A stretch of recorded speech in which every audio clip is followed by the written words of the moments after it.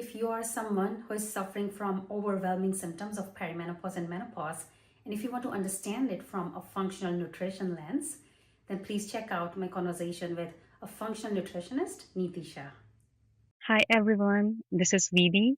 Welcome to Vishoka Clinic. And I want to introduce Niti Shah today for our episode. Hi Niti, how are you? I'm doing great. Thank you for having me. How are you doing, Vidhi? I'm doing great and I'm very excited to talk to you tonight. And I just wanted to quickly tell everyone what do you do. Niti Shah holds a Master of Science in Human Nutrition and Functional Medicine from the University of Western States.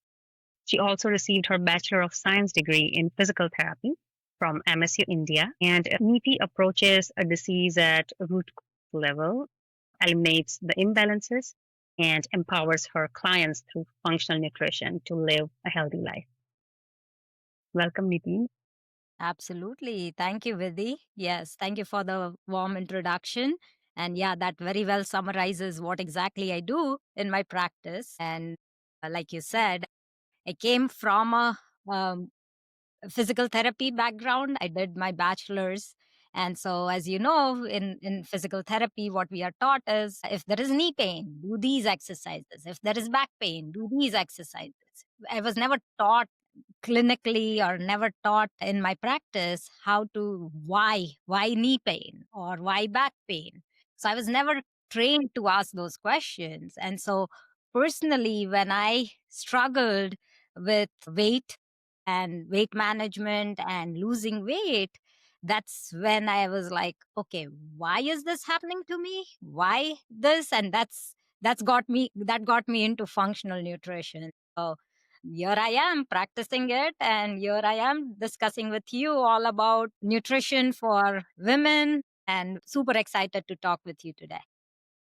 I was just curious to ask you, what exactly inspired you to specialize in functional nutrition from the whole journey, your personal story from being a physical therapist to now doing nutrition? Yes, absolutely. Yes, I came from the background of being a physical therapist. And then personally, like I told you, I struggled with weight management for myself and losing weight after pregnancy for more than a decade. I And see.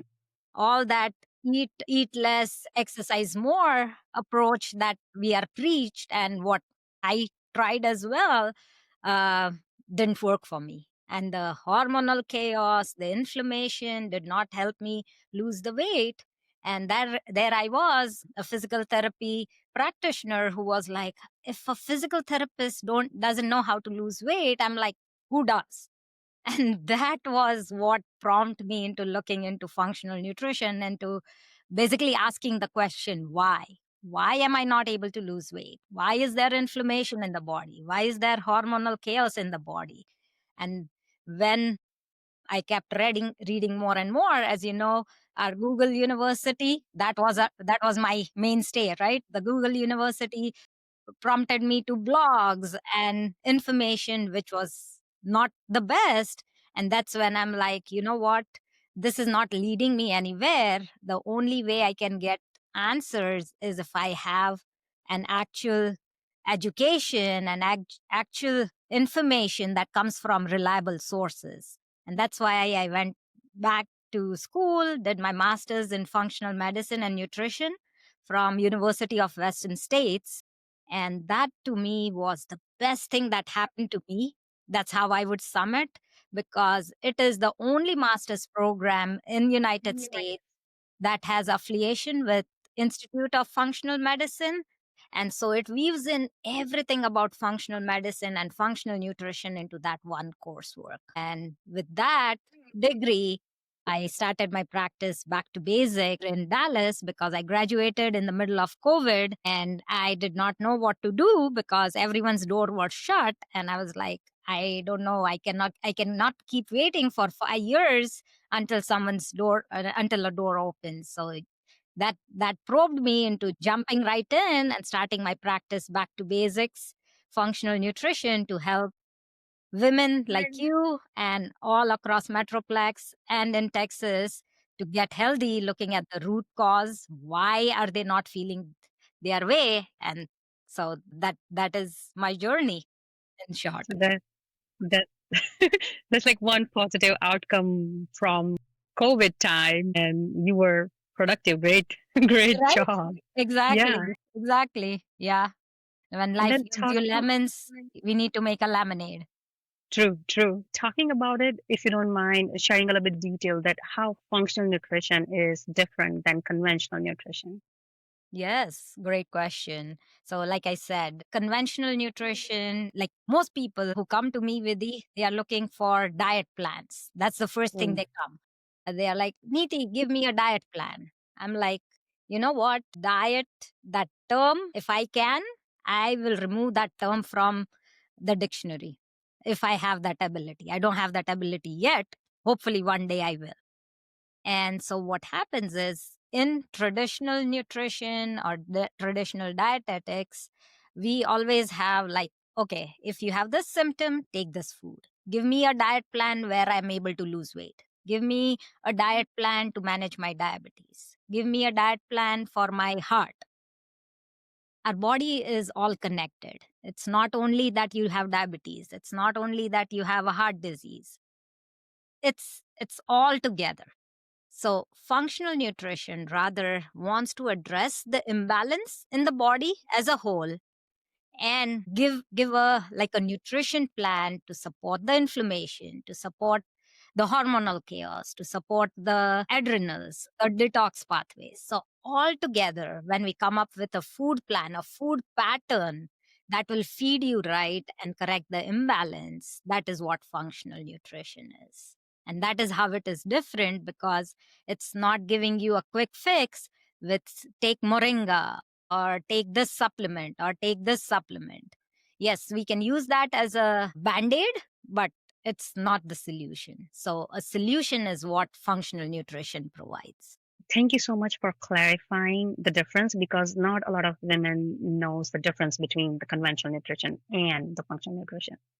I wanted to ask you about most common imbalances that you often see during the transition of perimenopause and then menopause. Absolutely. Sure, Vidhi.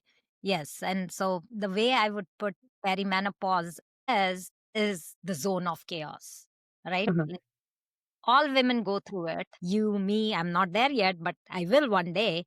And so, all women, when they go through that transition, it's almost like menopause is understood as like a disease, right? Like it's characterized in a ICD code as a condition. Just Perimenopause and menopause. Let's start with perimenopause because that's where the changes start happening.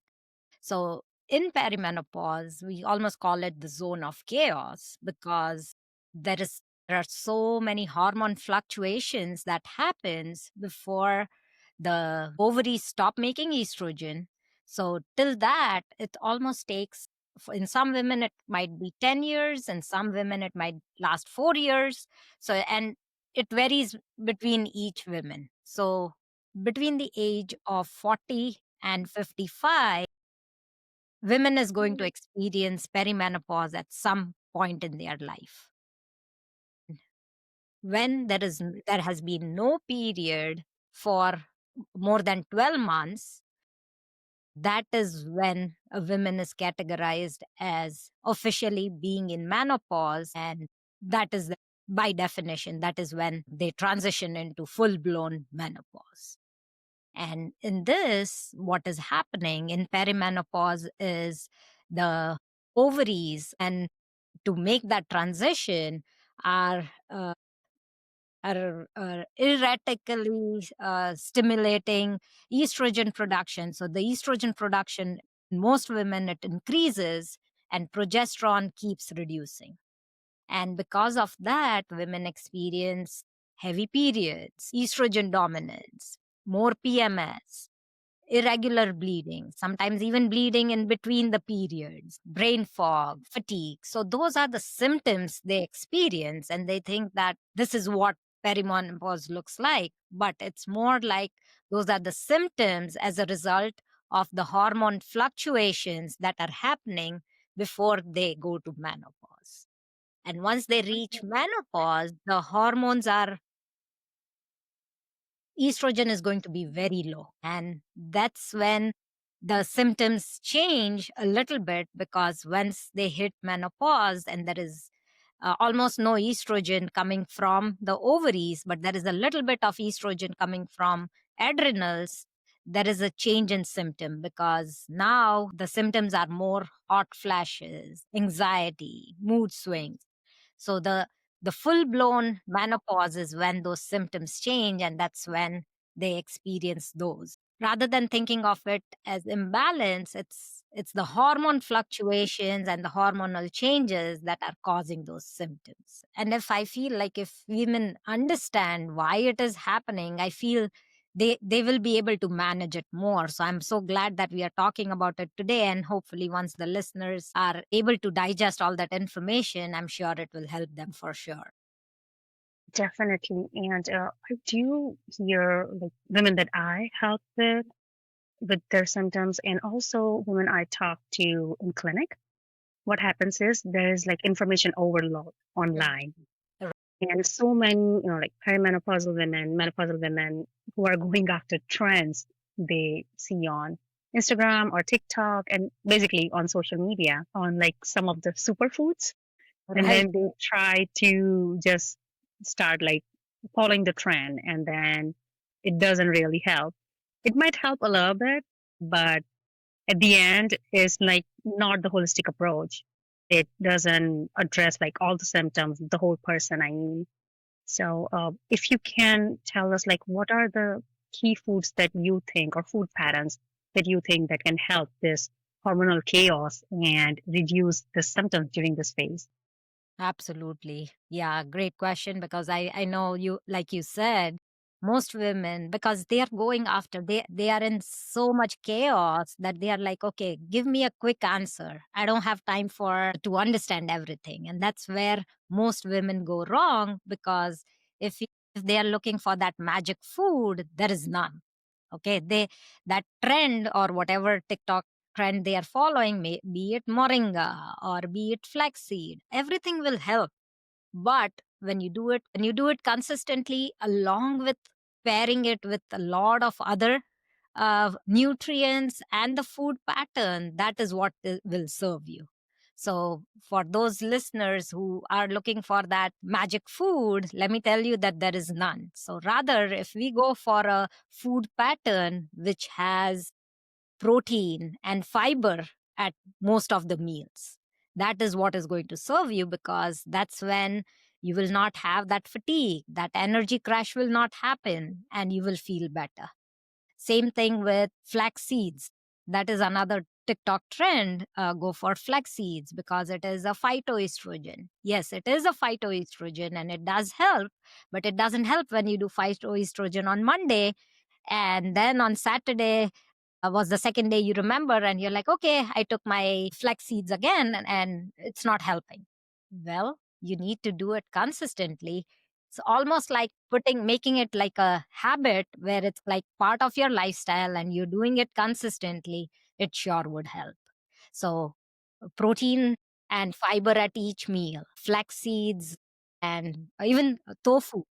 Organic tofu is a great source of phytoestrogen, making it part of the lifestyle. Healthy fats, because healthy fats like walnuts, or if someone is eating fish, then salmon and tuna. Healthy fats, when they are part of the food pattern, those actually help the hormones, right? Your estrogen, progesterone, all the sex hormones are made with fats. So if it is part of the food pattern, it's like it's going to bring balanced hormones versus erratic patterns which happens during perimenopause. So balanced food pattern, balanced meals is what is going to help the women the most during this transition. So definitely something to keep in mind, that you want to have like a wholesome meal with good protein and fiber, but good amount of like good quality fats in the diet. And Yeah. I'm glad that you did mention about the fatigue and the energy crash, because I hear from, I would say, like majority of the women Mm, that I help with, they experience fatigue and mm. energy crash. Right. And the most common complaint is belly fat. So, if you can tell us, like, from a functional nutrition lens, what are some of the ways to stabilize energy and metabolism rather than reaching out for the trends, like what they can do to plan their meals so they can tackle fatigue, belly fat, and energy crashes? Yeah, yeah, spot on. Yes, most women, when they go through perimenopause and menopause, so estrogen, as we understand, is a very anti-inflammatory hormone. Like it has so many anti-inflammatory properties, and that when reduces, that anti-inflammatory protection is kind of gone. And same thing, it keeps insulin in check, which is not driving the insulin resistance. But now that the women is in peri and menopause, most women, they are borderline, if you will hear, they are borderline pre-diabetes or are struggling with insulin resistance. And that is at the root of the problem as to why they are having those energy crashes, 3 p.m. energy crashes and fatigue through the day. So that is at the root of the problem. Now, how do we address that? So in the morning, if someone has eats a carbohydrate loaded breakfast, which most women do, coffee and toast, that is what they are having for breakfast, right? What happens after that? Well, they'll get a burst of energy and then the sugar goes down. What happens after that? They are going to have that energy crash.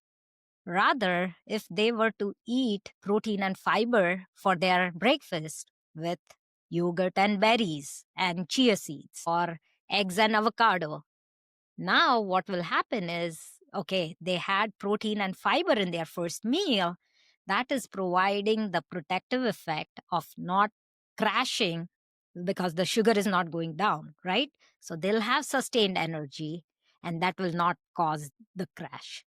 So breakfast is a very important meal, which many women that I talk with, and I'm sure you hear that as well, Vidhi, is they are either skipping breakfast or they are doing intermittent fasting, and they are not having breakfast, or they are having just coffee for breakfast, or they are having coffee and toast for breakfast. So that is like at the root of the problem. So rather, if they approach it with a functional mindset of providing the body with those healing nutrients, they will not have that. Yeah, that's so true. They need to tackle it in terms of they need to include good protein, good fiber, good fat, and start with a good, like, wholesome breakfast, right? So then Yeah, they can last for the rest of the day with good energy without having that crashes and the fatigue throughout the day.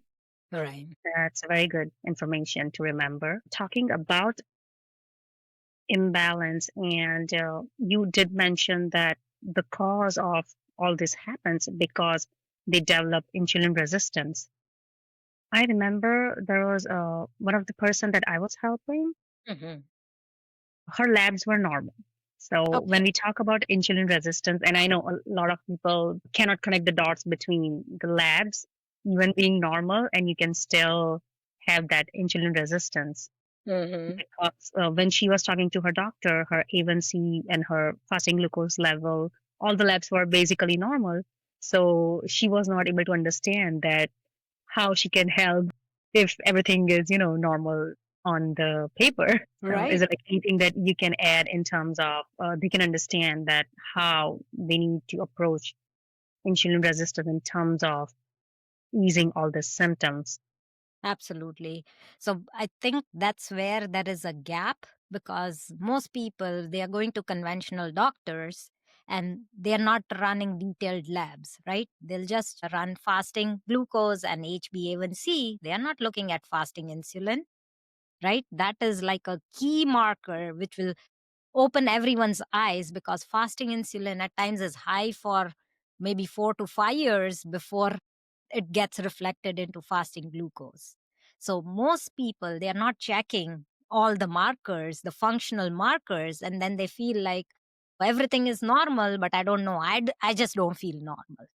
That's when it's like it's a question to ask, and like if they run all the markers, the detailed functional markers, they'll know that It's not just in their head, it's actually their body going through the transition, and that's why they are feeling all those signs and symptoms. I know I kind of digress there, but I feel that is important for people to know that it's not that it's all in their head. It's actually the chaos which is going on, which is causing the markers to go away.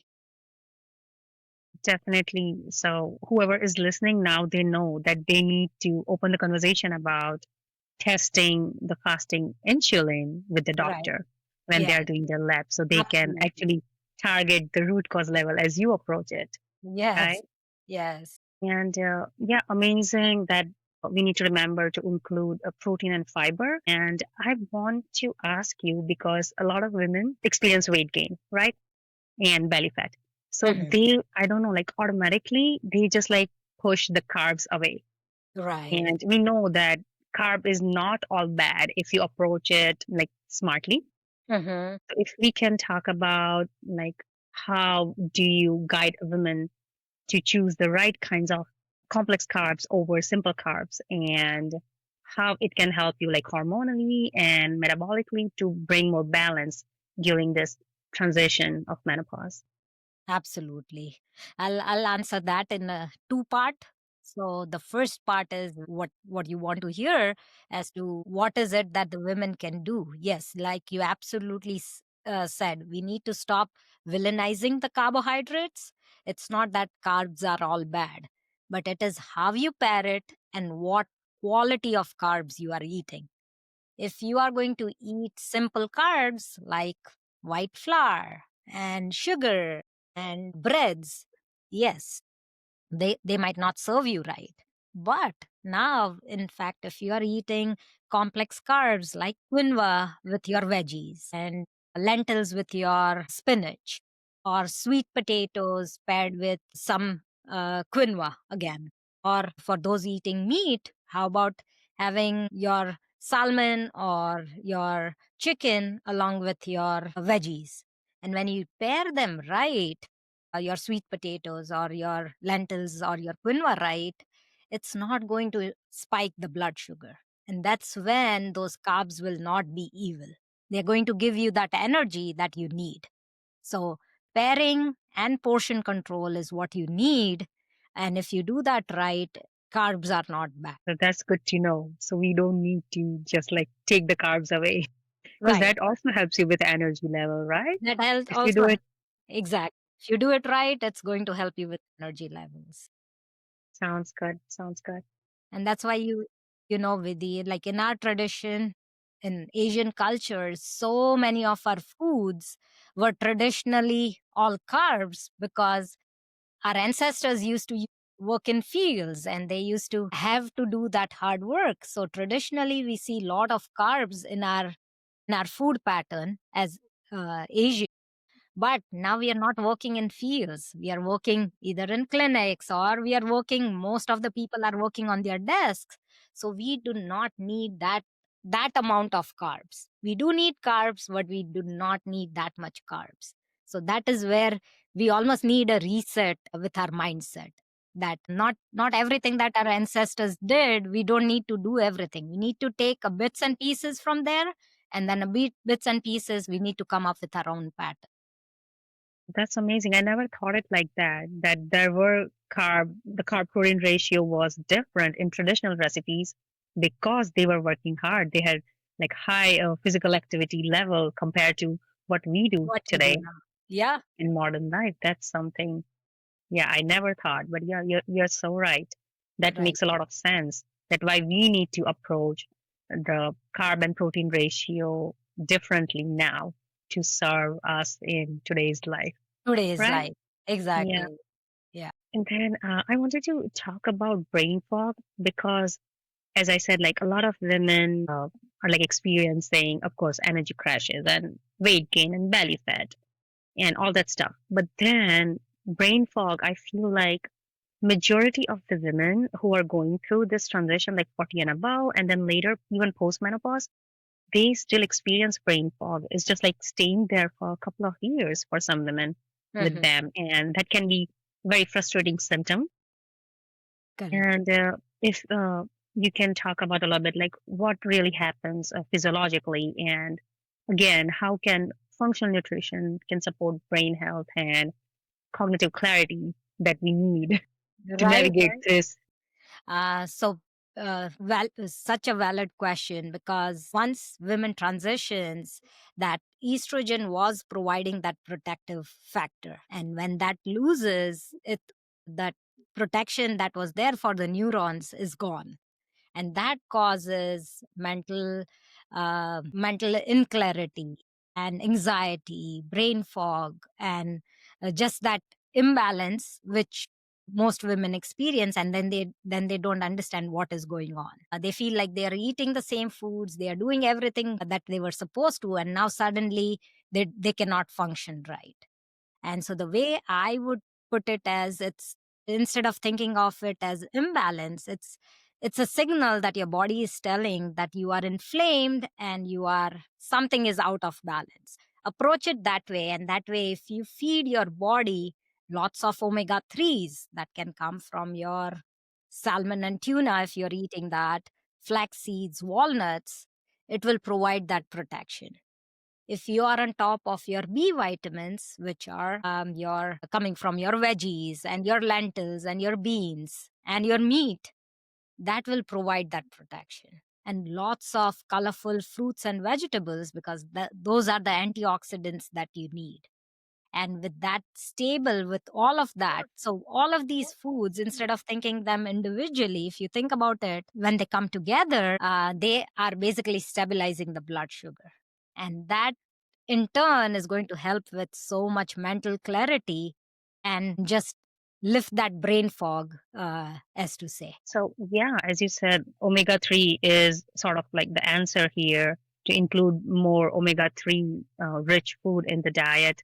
Talking about omega 3, if you can give a little bit information between omega 3 and omega 6, because sometimes people are not mindful about when they're trying to add like a lot of omega 3 to the diet, they don't know that they are actually including more omega 6 rich food. And then I think it has to be in balance, that ratio of omega 3 versus omega 6. Yes, 100%. And I think the culprit there, Vidhi, in most cases is the traditional oils, cooking oils that most people are using, because traditionally we have been taught to use either canola oil or vegetable oil in our kitchen, right? Because in 1990s and 2000s, we were told that those are the healthy oils, which we can go deep in that. But again, that was so wrong, because what that brought is those oils are low in saturated fats, and that's why we started using it, because saturated fat was bad. But again, what that brought in was a lot of omega 6 versus omega 3. And you want omega 3 to 6 ratio to be 3 is to 1, versus what is there in those vegetable and canola oils is 16 is to 2. Okay. So now, if you are using that oils regularly in your cooking and frying foods, only God can help you, because the omega 3 to 6 ratio is skewed. And now, obviously, you're going to have all that inflammation in your body with that high omega. Omega 6 is not a no. I'm not saying you absolutely need to avoid all omega 6, but there has to be a balance. Like you said, we need a balance of omega 6. So omega 6 has to be low and omega 3 has to be more, versus now it's skewed because you're using, mostly the culprit is those bad cooking oils, Vegetable oil and canola and seed oils and all that stuff. seed oils. Yeah, that makes a lot of sense. And since we did talk about some of the traditional recipes, and being Indian, I want to ask you this, because like any South Asian women, how we can reimagine traditional foods, especially, for example, rava or chickpea flour that we use in a lot of our recipes. Mm-hmm. So can those be still a part of our routine? And if you can put like a practical lens to that you still want to honor your culture while changing the choices and be smart about it, because we are trying to improve hormonal health and metabolic health during this transition of perimenopause and menopause. Right. Absolutely. Such a valid question and such a valid thought process to have, because like we said, this is almost like a reset. Like, Mhm. address perimenopause and menopause, this transition, as a reset, and a reset of your habits. If you keep on doing what you were doing for first 50 years of your life, that's not going to serve you. And when you get those symptoms, it's time to change. So I'm not going to say that don't use any of those, but at the same time, things like rava, sabudana, all of those are like super, super processed foods. If you were to use whole wheat versus rava, they go through a lot of processing, and that's why it's so refined. Are there any nutrients in there? No, absolutely nothing. So the question to ask is, rather than thinking like, can I use this food? Because we cannot tell everything in this short 1 hour, but rather the question that women need to ask is this food processed? Like, has it gone through a lot of processing? Avoid those foods. Rather, if you open a can of chickpeas, right? I'm not saying always start from scratch and be in the kitchen 24/7. That's not possible in our day-to-day life. So rather, if you say you are going to do something with chickpea, rather just have canned chickpeas or just whole chickpeas. That is going to serve you so much better than chickpea flour, which again is not super bad, but if that is your whole meal, that is not going to serve you because it's not loaded with nutrients. That's so true, right? So basically, we want to remember that whole foods is like close in nature, so it's automatically less Exactly. processed Yeah. because we don't see rava growing on You're growing plants, on plants. right? A Exactly. lot of foods like that, right? Because nature did not make them like that. Exactly. So that's like simple way to approach it, Perfect. right? You That's the way you can, just summarized it right. Perfect. right? Close to nature as much as possible. I know, as you said, we don't want to stay in the kitchen for like 24/7. None of us have that much time and energy. But Energy. yeah, we can just like simplify it by trying to include like more whole food in our Exactly. diet. A reset Correct. of habits, because like, if we continue with the same habits, you go to the kitchen, if you have not thought through the process and you're like, okay, I'm making chickpea flour pudla, that's what you're going to do. So think through what you're going to use and what foods you are going to use, and that will really help. Even I say, like, instead of fried foods, why don't you roast it or put it in the oven, right? Makhna, like for example, instead of using a lot of oil, why don't you use a little bit of ghee and just roast them versus frying them? You don't need French fries, right? So things Great like that. advice. True, true. And then, because talking about eliminating some of the recipes, some of the food from our diet, what do they do about the cravings? Because there's another thing that is like very common that I hear from, a lot of perimenopausal and menopausal women that why do they crave with like higher intensity than they experienced ever before? Mm, And also like how do you, again, hormonal fluctuation or stress, because when you have like a lot of symptoms, it's gonna of course increase your stress level. So right. how this hormonal fluctuation and stress level can influence the craving if Right. it is like one of the causes. No, it's not the hormonal fluctuations that is causing the craving, but it is the blood sugar imbalance. Okay. That is what is causing the craving, because they did not have insulin resistance and that imbalance earlier when they were before perimenopause or menopause. Now that that has changed, that is at the root of the problem. So obviously the hormonal fluctuations are there, but the root of the problem is the blood sugar dysregulation. And the best way you can manage the blood sugar regulation is with protein and fiber that we already spoke about, and the healthy fats. So the more balanced the meal is, happily ever after, that's what a person can stay. Okay, so just remember to have, basically the bottom line is have a good wholesome meal, include good protein, good fiber, good fat, and of course some complex carb in balance. In Right? balance. That's Exactly. all it like comes down to. That's what it comes down to. And since so And then, like you said, I'll just, sorry to interrupt, but what I want just circle in and finish the conversation about stress that you mentioned, that stress is also very important, managing the stress, because remember when they transition from peri to menopause, the ovaries are going to stop making estrogen and the adrenal gland is going to start making estrogen, right?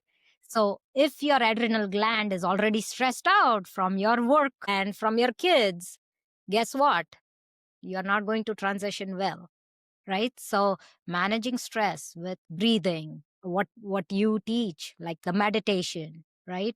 Focusing mindfulness. Do whatever you can to manage that stress, because if you do not manage stress, you are going to be in a bad situation, which obviously we don't want. We want you to thrive, and that's why all the women listeners need to understand what works for you. Meditation might work for me, for you it might be mindfulness. So everyone is different. Find the right tool that works for you and stick to it.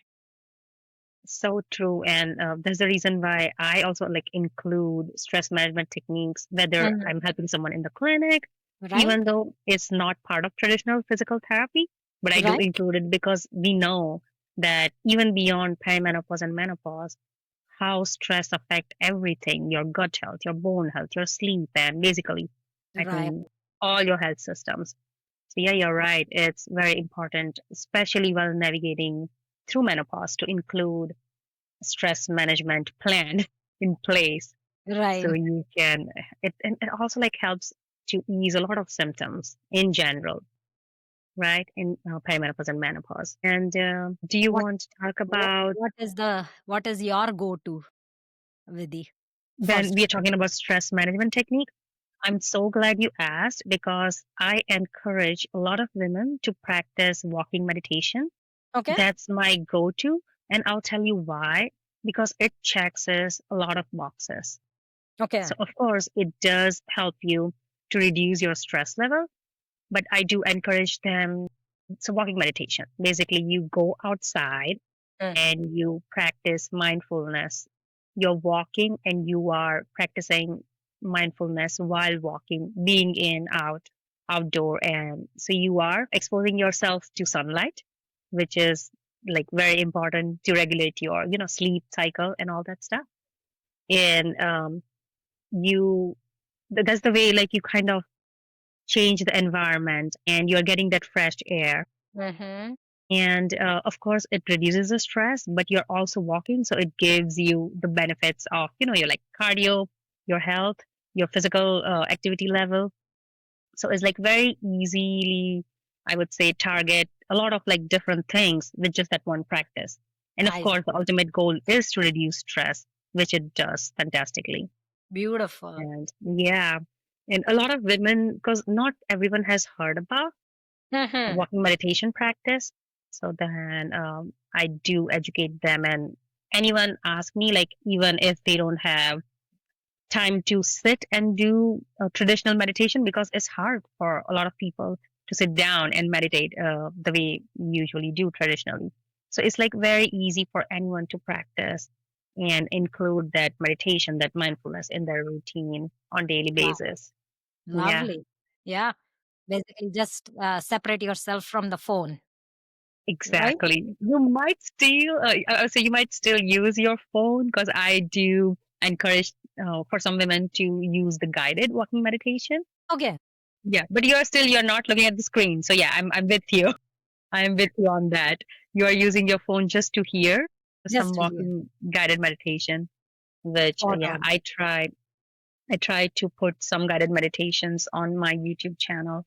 So it's easy to just like put it in, like use your earphones and don't look at the phone, but just look, the nature, Perfect. and try to connect with the nature to reduce the stress. I'm going to try that today. Perfect. Oh yeah, I'll definitely. need, I'll need the link. I'll send you the link. I'll put it also in the description if someone wants to Perfect. try it Yes. for sure. And yeah, we need to address this big word which is so popular on social media, which is detox, especially for perimenopause and menopause. Right. Because we hear a lot about detox and cleansing, and then women are just like trying to drink juice, Right. Yeah. thinking that it's helping them and it's detoxing and all that stuff. So I want to ask you, like, from a functional nutrition perspective, of course, that what does detoxification really mean? And of course, in terms of perimenopause and menopause, but also in terms of like how do the liver, your gut, a microbiome contribute to estrogen balance and like any symptom relief which is associated with it. Mm, So got it. regardless of you are being in perimenopause and menopause, and of course for other women out there who wants to just work on their overall health. Right. Yes, absolutely. Yeah. Again, detox, that's where, like you said, so many women are going after juice fasts and those cleanses that they do it periodically to cleanse their system, which again, if you think about it, the detox, the main members there are your liver, your gut, and your lymphatic system, right? And those team members, they don't need to be cleansed periodically. They need to be cleansed every day, right? Like that's where most people go wrong. They're like, okay, I'll do it once a month and my detox system will be all clear. Well, a detox pathways need to be in sync and be working hard every single day. And that's why when you feed your gut well, you make sure that you are having, if you were to ask me what is the number one detoxification tool, I'll say cruciferous vegetables, your cabbage, your broccoli, your cauliflower. Make sure you're including at least one vegetable every day. That's the simple way to do it. Rather than doing it once a month, you can do it every day, and that way you can make sure your detox pathways are up and running, right? So that is how I approach it. Like in my program where I do a reset with the, I advise like that is part of the program. Like you have to have one cruciferous vegetable every day. What else can you do? You can obviously add flax seeds and some phytoestrogen, because they again help with the estrogen metabolism. Because estrogen is again during perimenopause, remember I told you like there can be lot of estrogen, more estrogen than what our body needs. And that's when, if your detox pathways are not strong enough, it's going to recirculate, right? Which is again going to bring bloating and PMS and heavy bleeding. And then the women thinks like, I don't know why this is happening to me. Where up your detox pathways, make sure you are flushing those extra estrogen out, and you will not have that imbalance. That's a great information because that tells us that, as you said, we don't need to do detox like once a month or every few months. You have to work towards it every single day. So yeah, starting today, we have to make sure. I tell everyone that you need to add at least one cruciferous vegetable, as you said, in their Right. diet. Exactly. Okay, that's amazing to know. And towards the end, I do want to say this, and I call it like Annie told me is the name of the like little section that I like to add, Okay. because Annie is like amazing friend who will always give you the best advice. So I want to know if there's like one powerful health advice or mindset shift that you wish that every woman in her 40s and 50s knew about navigating, perimenopause and menopause, and how can, again, of course, we are talking about nutrition. So how can nutrition become her like main, I would say, tool to go through this transition? Absolutely. Yes. Listen to the body and not trends. That is the first thing I will say. Listen to the body and not trends. Once you listen to the body and it's signaling you that, hey, I am I am in imbalance, don't kind of put a fire extinguisher on top with rhodiola or ashwagandha. Listen to the body that it's needing help. So reach out for help and try to bring the body into balance. And the other advice that I got and what I heard from other practitioners is women in perimenopause and menopause need to feed the hormones and not feed their fears. because on social media, it's always like they are going after the fear tactic, right? If you have this symptom, you do this, you do this. So most women, they are just so fearful, even going into perimenopause, that they are just starting to just be so afraid that they forget to feed the hormones. How can you feed your hormones? Healthy fats, clean protein. That's how you can feed those hormones. So make sure you are feeding them right, rather than feeding the fears and going after those quick fixes of a magic food that you are looking for. I loved it. I loved it. Feed the hormones, not the fears. Great to Exactly. remember. It's Yeah. like, yeah, really good advice that you gave today. And again, we're talking about fear. As you said, like, again, coming back to the trends, I know we talked about the trends throughout our Yes, conversation today. I So hear you. then, before I let you go, we have to address supplements because that's like another thing. People will just, see something on Instagram or any other social media platform or even Google, like what supplements will help. And then they just like randomly start taking the supplements. Right. Sometimes they are good, but if you can talk about, like, what's the role of supplements during perimenopause and menopause, and what supplements can one use rather than just randomly starting using any supplements that they find online. Sure, Vidhi. Yeah, you're right. So supplements, again, I will always go for food first approach, as you know me, right? So feed those nutrients coming from food, but there is only so much you can eat, right? So there are a few nutrients which you should be getting in supplemental form, because our soils are not that good anymore, so you are not going to get that. Number one supplement that I recommend all my peri and menopausal women is magnesium. Every woman should be taking some form of magnesium.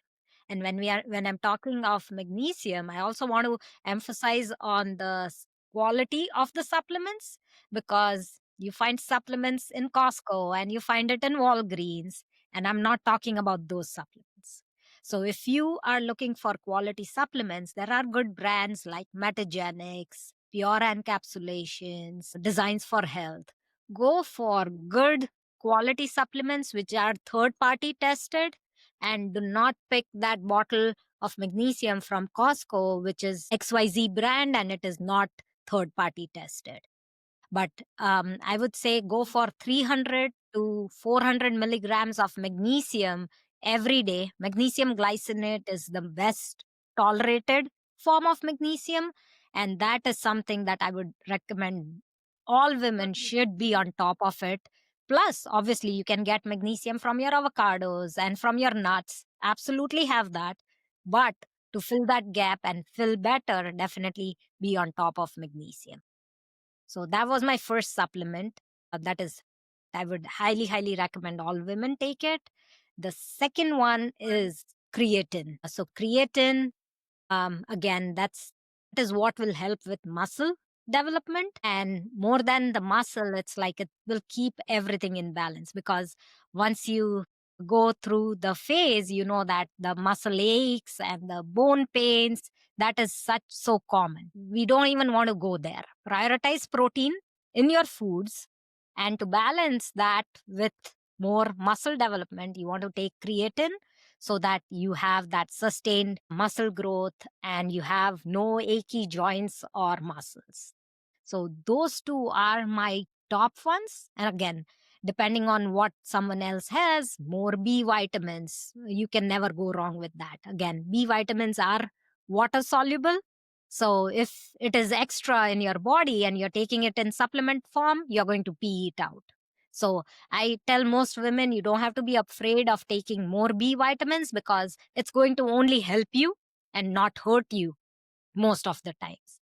So again, because we are talking broad and we are just talking about in general, those are the three that I can safely say anyone can take it without any harm.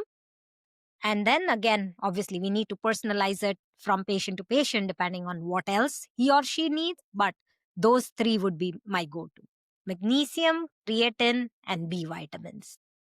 That's great, great information. So whoever is like listening to this can at least get started with those three without worrying about like side effects. Correct. And just something to remember, as you said, the source of supplement is very important. So use those good brands that you mentioned, and rather than reaching out to this like, store bought supplements, which might not help you because they are not good quality sources. Correct. And then, like you said, then supplements are getting a bad name. Hey, supplements don't work. Well, it's the supplements you took, my dear. Yeah, so true. So good to know about all these details because not a lot of people think about what brand they're using when they're choosing their supplements. Right.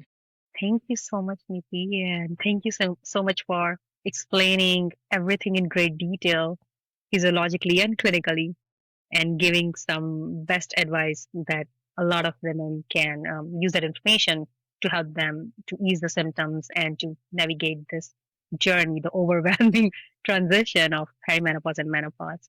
Right. So Yes. thank you so much. We want to summarize all that we spoke about. Let's do that so that we can wrap this up very nicely. So, functional nutrition, what it is going to address is not just one symptom or it's not one magic food, right? So, it's going to address all the five key areas that is bothering a woman in terms of when it comes to perimenopause and menopause. And those five key areas that are bothering or are out of balance are the blood sugar, the detoxification pathways, the gut imbalance, the adrenal stress, and last but not the least, the inflammation and the nutrient status, which is out of whack. And so, a functional nutrition protocol or an approach is going to address all of that altogether. And how it is going to do that? It's going to do that with the food pattern that she creates along with her lifestyle, right? Not just one food, but a food pattern that would include clean protein, healthy fats, phytoestrogens that are coming from flax seeds and tofu, lots of colorful fruits and vegetables, and all of that together built with her lifestyle. So if she's going to work at, say, 9 o'clock in the morning, she makes sure that she has breakfast before leaving at 8:30, and she also packs her meal while going. So make the food pattern part of the lifestyle is how I would summarize it, and how a person can do it such that he or so that she is successful. And don't forget the targeted supplementation, which can also help, like magnesium, creatine, B vitamin, and plus more, but at least those three. Start with food first approach, food pattern, make that part of the lifestyle, and then top it off with icing on the cake with all the supplements. The high quality supplements is what should be included in a functional nutrition approach for the women to thrive in perimenopause and menopause. Pleasure. And it was really great conversing with you, Vidhi. And yeah, I had so much more clarity as to how we can help so many women out there who are struggling. So remember your clean protein, your healthy fats, your phytonutrients, which you can get from your fruits and vegetables, and those phytoestrogens coming from your flax seeds and your tofu. That should be at the base. And then on top of that, if you want to add those lifestyle habits and your supplements, you're going to thrive through this phase and have a happy transition, and you will not feel like, oh my god, it's a disease. No, perimenopause, menopause is not a disease, it's a transition. So wishing you a very healthy transition to all the women listeners, and take care. Thank you. And I will put down the link if someone wants to contact you, if someone wants to go in more detail and personalize the way they want to approach so then they can get the care that they're looking for. So I will Absolutely. definitely put your information in the description. That Thank sounds you. And I great. hope talk to you soon. Take care. Bye bye. Bye. I hope you enjoyed my conversation. And if you want to know more about other health topics, then please check out my conversation with another clinician over here.